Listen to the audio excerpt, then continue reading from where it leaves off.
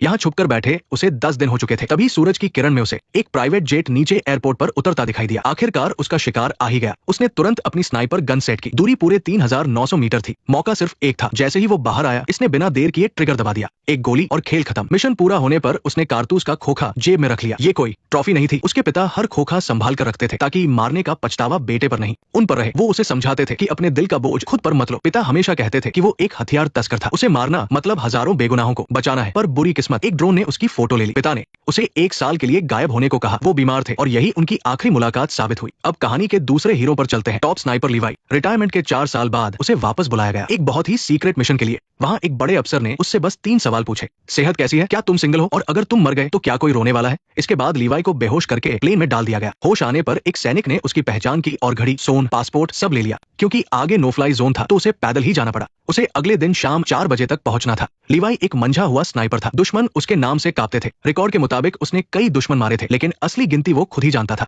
वो सरकारी आंकड़ों से कहीं ज्यादा थी। जंगल और पहाड़ पार करना उसके लिए बच्चों का खेल था। जल्द ही वो मंजिल पर पहुंच गया। सामने एक गहरी खाई थी जो बादलों से ढकी थी। ठीक 4 बजे वहां पहले से तैनात एक आदमी ने उसे आवाज दी। उसका नाम गॉर्डन था, जो रॉयल मरीन का कमांडो था। 1 साल बाद किसी जिंदा इंसान को देखकर वो बहुत खुश था। गॉर्डन उसे उनके बेस वेस्ट टावर में ले गया। यहाँ सब कुछ था, सोलर पावर, जनरेटर और बारिश का पानी जमा करने का सिस्टम। एक छोटा सा सब्जियों का बगीचा भी था। पर असली चीज थी सामने वाला ईस्ट टावर और बीच में वो गहरी खाई। काम आसान लग रहा था। रोज गश्त लगाना, हर कुछ मीटर पर लगी ऑटोमेटिक तोपों को चेक करना और सैटेलाइट जैमर का ध्यान रखना, जिसे वो बड़े कान कहते थे। बस रोज ऊपर रिपोर्ट करना था। पर गॉर्डन की बातों से लगा कि कुछ गड़बड़ है।